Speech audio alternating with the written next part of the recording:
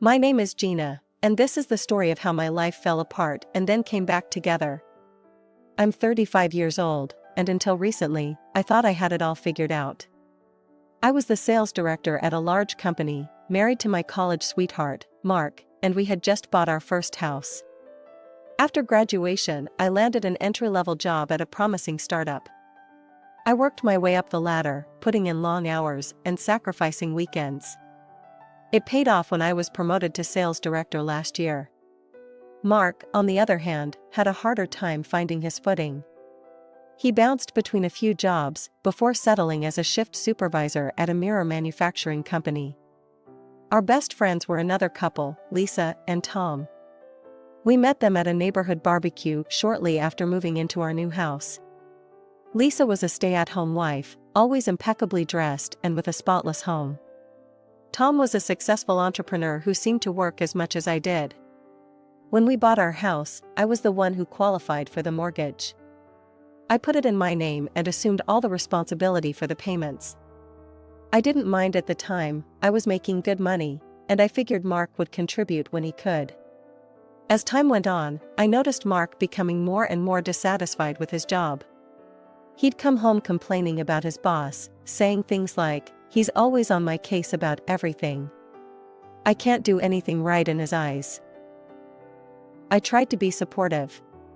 "What happened this time?" I'd ask, setting aside whatever work I'd brought home. "He called me out for being 5 minutes late," Mark would huff. "As if that makes a difference. And then he had the nerve to tell me how to talk to the clients. I'd been doing this job for years." I'd listen and nod, but inside I was growing frustrated.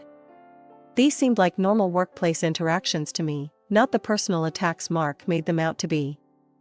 One day, Mark came home earlier than usual. I was in the middle of a conference call, but excused myself when I saw his face. "What's wrong?" I asked, muting my laptop. "I quit," he said simply. I felt like I'd been punched in the gut. "You what?" I couldn't take it anymore. My boss made another comment about my attitude, and I just snapped. I told him where he could shove his job and walked out. I took a deep breath, trying to calm the panic rising in my chest. "Mark, we have a mortgage. We can't afford for you to be unemployed right now." He waved off my concern. "I'll find something better. Something where I'm appreciated." I wanted to scream. Instead, I just nodded and went back to my call. After Mark quit his job, our lives changed dramatically. I took on extra shifts and increased my workload, desperate to keep up with our mortgage payments and daily expenses. My days became a blur of meetings, sales calls, and late nights at the office. I was exhausted, but I didn't see any other choice.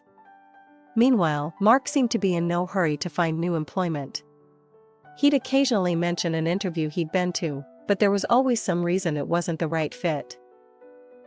The commute would be a nightmare, he'd say, or, the boss seemed like a real jerk. I tried to be patient, but my frustration grew with each passing day. One evening, I came home late to find Mark lounging on the couch, watching TV.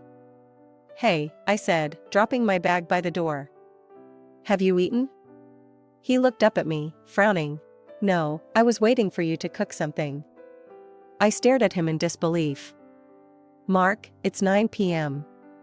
I've been working since 7 this morning. Why didn't you make dinner?" "Because that's your job," he snapped. "You're never home anymore, Gina. The house is a mess, there's no food in the fridge, and I can't remember the last time we had a proper meal together." I felt my temper rising. "My job? My job is keeping a roof over our heads and food on the table." "What exactly is your job right now, Mark?" "I'm looking for work," he shouted. "Do you think I enjoy sitting around all day? But I'm not going to settle for just any job. I deserve better than that." I took a deep breath, trying to calm myself. "I understand that, but we can't afford for you to be so picky right now. We have bills to pay." "Always about the money with you," he muttered. "What happened to supporting each other through thick and thin?" "I am supporting us," I said quietly. "But I need you to meet me halfway." Please, just try harder to find something. Anything. We can reassess once we're more stable.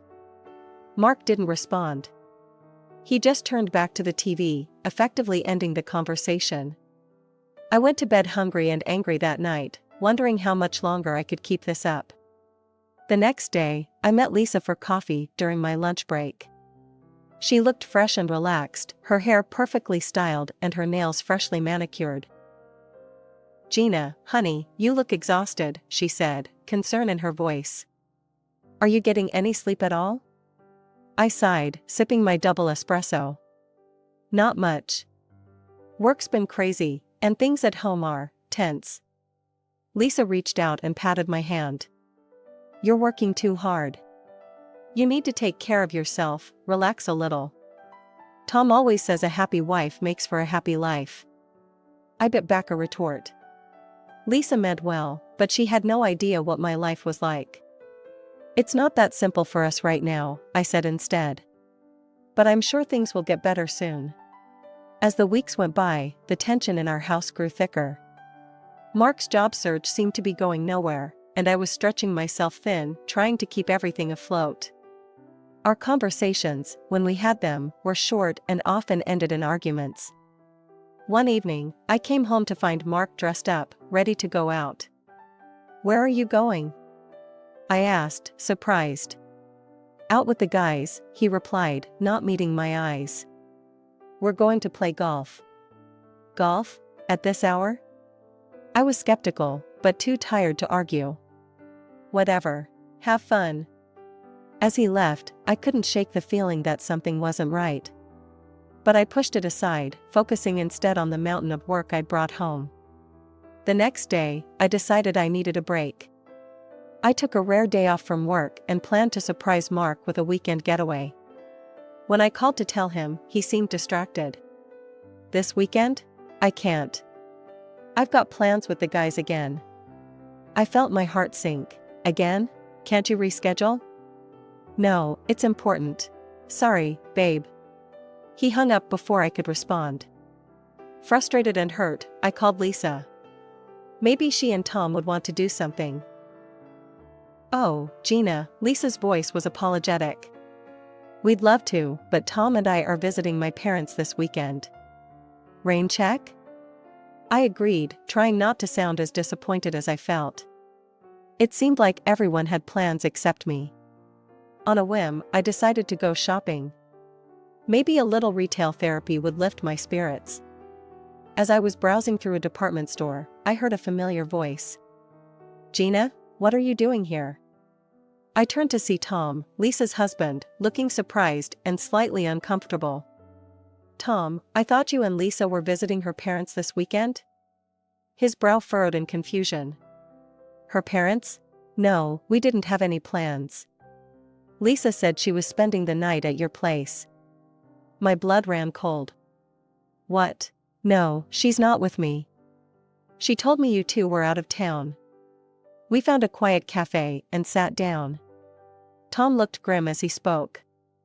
"I've had suspicions for a while now," he said. "Lisa's been acting strange, always on her phone, making excuses to go out. I think our spouses might be having an affair." The world seemed to tilt on its axis. I couldn't breathe. "No," I whispered. "They wouldn't." But even as I said it, pieces started falling into place. Mark's mysterious outings, Lisa's constant presence in our home, the way they looked at each other. Tom reached across the table and squeezed my hand. "I'm going to hire a private investigator. We need to know for sure. And we don't let on that we suspect anything. Can you do that, Gina?" I took a deep breath and straightened my shoulders. Yes, I can." As I drove home that evening, my mind was reeling. How had I not seen this coming? I walked into our house, half expecting to catch Mark and Lisa in the act. But the house was empty and quiet. Mark came home late, smelling of alcohol and mumbling about a great game of golf. The next 2 weeks were excruciating. I went through the motions of daily life, pretending everything was normal, while my insides churned with suspicion and dread. Mark continued his golf outings and job hunting charade, and I feigned belief in his increasingly transparent lies. One afternoon, my phone buzzed with a text from Tom. "We need to talk. Meet me at the cafe in an hour." My heart raced as I made an excuse to leave work early. When I arrived at the cafe, Tom was already there, a thick manila envelope on the table in front of him. He slid the envelope across to me without further ado. With trembling hands, I opened it and began to look through the contents. There were photographs, credit card statements, hotel receipts, and transcripts of text messages. It was all there in black and white, irrefutable evidence of Mark and Lisa's betrayal. "How long?" I managed to choke out. Tom's voice was flat.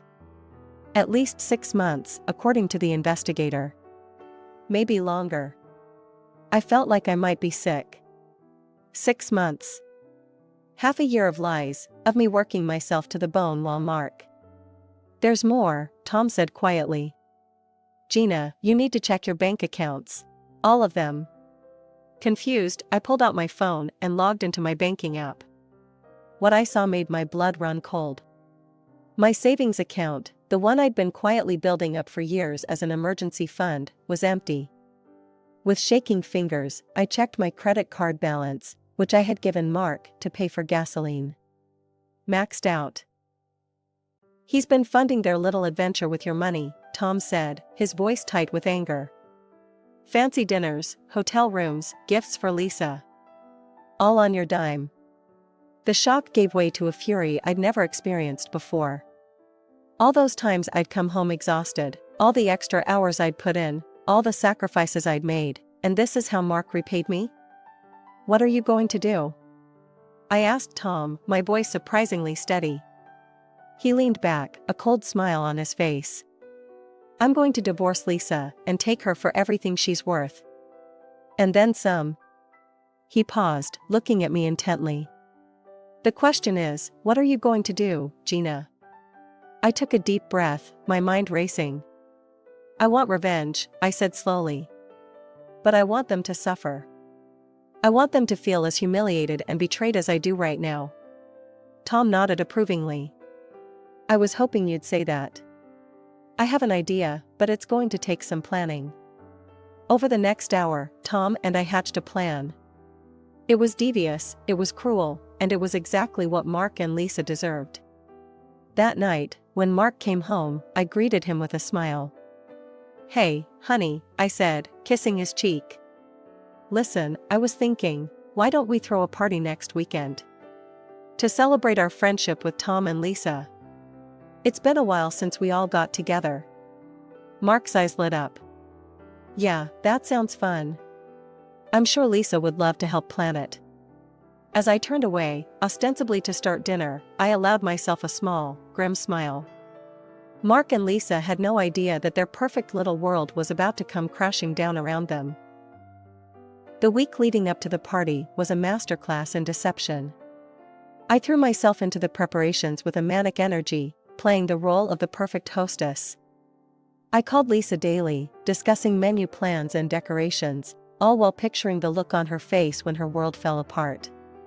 The day of the party arrived, and our house was transformed. I had outdone myself with the decorations and food, determined that everything should be perfect for the grand finale. Guests started arriving in the early evening. I played the gracious host, making small talk and ensuring everyone's glasses were full. Tom arrived alone, explaining that Lisa would be there shortly. She was picking up a special dessert. When Lisa finally swept in, she was the picture of domestic perfection. Her hair was immaculate, her dress flattering, and in her arms was an elaborate cake. "Sorry I'm late," she trilled, air-kissing my cheek. I wanted everything to be just right. As the evening progressed, I watched Mark and Lisa carefully. To the casual observer, there was nothing untoward in their interactions. But now that I knew what to look for, their stolen glances and subtle touches were glaringly obvious. Finally, as the sky outside darkened, Tom stood up and clinked his glass for attention. "Everyone, if I could have your attention please," he said, his voice carrying across the room. "Gina and I have prepared a little entertainment for you all." If you'd like to gather outside, we've set up a screen for an interesting film. There was a murmur of excitement as our guests filed out onto the back lawn. Mark looked at me, confused. "What's this about?" he asked. I smiled sweetly. "Oh, just a little trip down memory lane. Come on, you don't want to miss this." Outside, everyone settled onto blankets and chairs, facing the large screen we'd set up. Tom started the projector, and at first, it showed innocent scenes, the four of us on various outings, laughing and having fun. I saw Lisa relax, probably thinking this was just a sentimental slideshow. How wrong she was. Suddenly, the music changed, becoming darker, more ominous. The images on the screen shifted, showing Mark and Lisa in various compromising positions, leaving hotels together, kissing in a car, entering our house when I was at work. A collective gasp went up from the audience. I heard Lisa's mother let out a strangled cry. Mark jumped to his feet. "What the hell is this?" he demanded. I stood up slowly, my voice ice cold as I addressed the stunned crowd. "This, ladies and gentlemen, is what betrayal looks like." While Tom and I worked ourselves to the bone, our spouses were carrying on an affair behind our backs. Lisa was sobbing now, mascara running down her face. "Gina, please, I can explain." "Explain?" I cut her off. "Explain how you've been sleeping with my husband for months. Explain how you've been spending my hard-earned money on your little trysts." Tom stepped forward, his face grim. "Lisa, don't bother coming home. I've already changed the locks. You'll be hearing from my lawyer." The party dissolved into chaos. Guests were whispering furiously among themselves. Lisa's parents were berating her, her father's face purple with rage. As the shocked murmurs of the guests subsided, I steeled myself for what I knew I had to do next. I walked back into the house, retrieved the manila envelope from my desk drawer, and returned to the lawn. Mark was still standing there, looking shell-shocked and pale.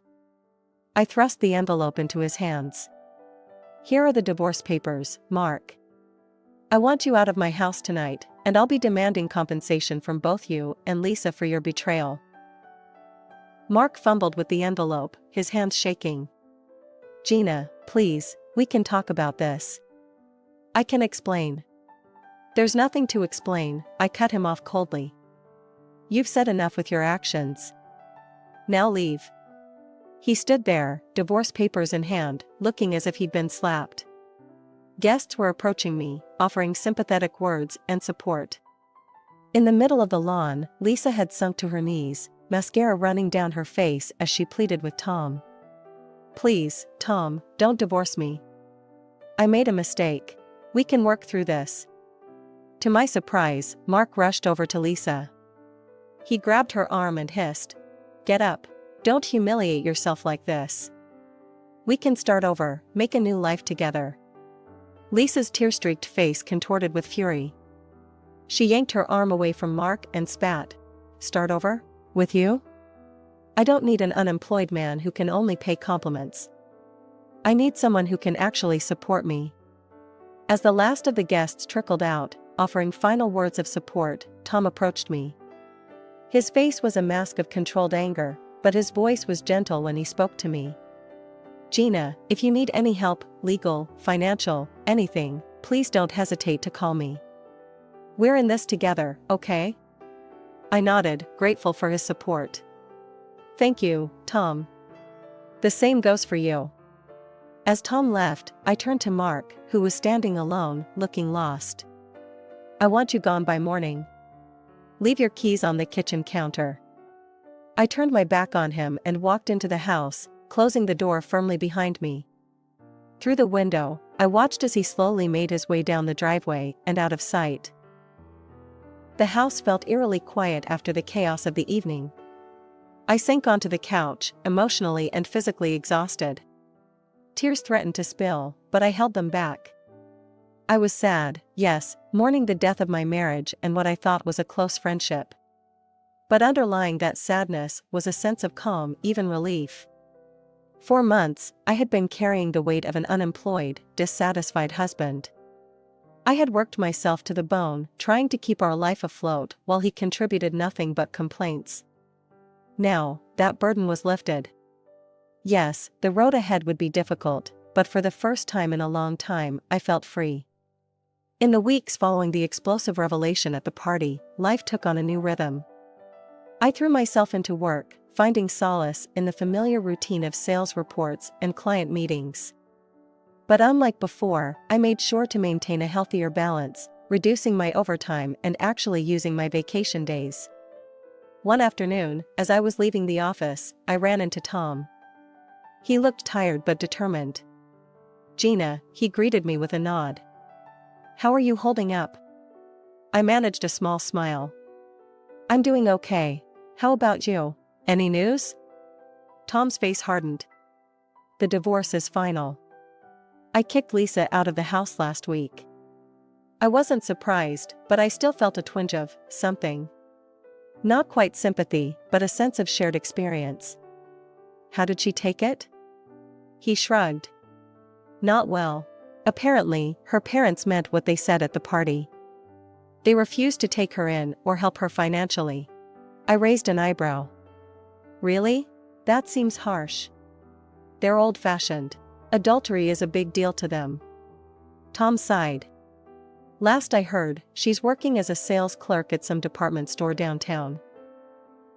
The irony wasn't lost on me.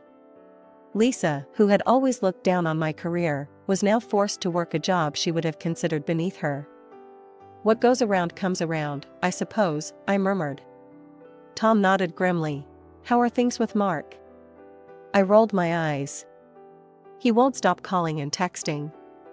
Keeps begging for another chance. But I feel nothing. The love, the trust, it's all gone. I can't imagine ever wanting to be with him again." We parted ways, and as I drove home, I reflected on how much had changed in such a short time. The next day, I met with my lawyer to discuss the progress of my own divorce proceedings. She greeted me with a triumphant smile. "Good news, Gina. The judge has reviewed the evidence, including the detective's report, and has ruled in our favor on all counts."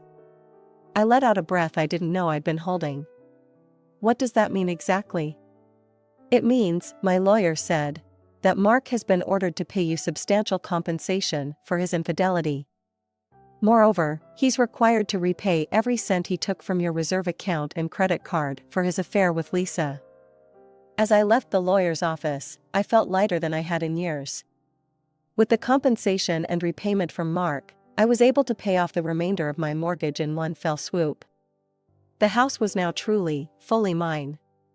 That evening, as I was celebrating my newfound financial freedom with a glass of wine, my phone buzzed. It was Mark, again.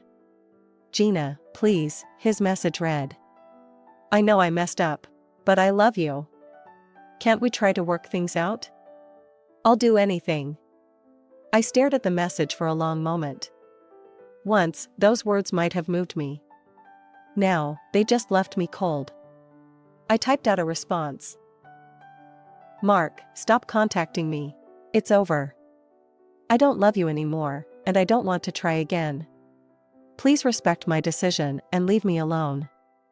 I hit send and then blocked his number. It felt final, decisive. And it felt good. Life has a funny way of surprising you when you least expect it.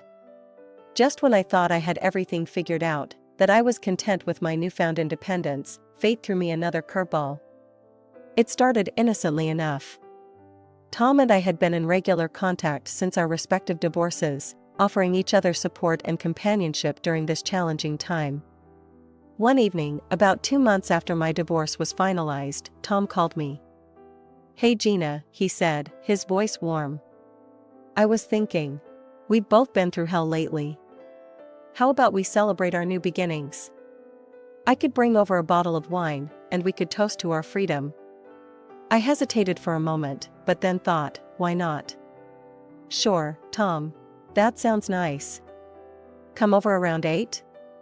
When Tom arrived, bottle of expensive red wine in hand, I was struck by how different he looked. Gone was the stressed, angry man I'd seen at the fateful party. He seemed lighter, more relaxed. He'd even gotten a haircut that suited him well. We settled on my patio, the warm summer evening wrapping around us like a comfortable blanket. As we sipped our wine, our conversation flowed easily, punctuated by laughter and moments of shared understanding. "You know," Tom said, refilling our glasses, "I never thought I'd say this, but I'm actually grateful for what happened. It opened my eyes to so much." I nodded, understanding completely. "I know what you mean. It's like, we're finally free to be ourselves." As the night wore on and the wine bottle emptied, I found myself noticing things about Tom I'd never paid attention to before. The way his eyes crinkled when he smiled, the gentle timbre of his laugh, the strength in his hands as he gestured while talking. I'm not sure who made the first move. One moment we were laughing about some shared memory, and the next, we were kissing. That night, Tom and I crossed a line we'd never even considered before. When morning came, I woke up to find Tom already awake, watching me with a mixture of affection and uncertainty. "Gina," he said softly, "about last night." Last night was unexpected, but it felt right. "Maybe we could date? Take things slow, see where this leads?" I found myself nodding, a smile spreading across my face. "I'd like that, Tom." Over the next few weeks, Tom and I embarked on a new journey together. We went on proper dates, dinners, movies, long walks in the park. To my surprise, Tom revealed a romantic side I'd never seen before. He brought me flowers, left sweet notes for me to find, and always seemed to know just what to say to make me smile. "You know," I said to Tom one evening as we cuddled on my couch, "I never would have predicted this." He chuckled, pressing a kiss to my temple. "Life's full of surprises, isn't it? But I have to say, this is one surprise I'm very grateful for." As I snuggled closer to him, I found myself agreeing wholeheartedly. We weren't looking too far into the future yet, both of us knew the importance of living in the present. But for the first time in a long time, I felt hopeful about what that future might hold.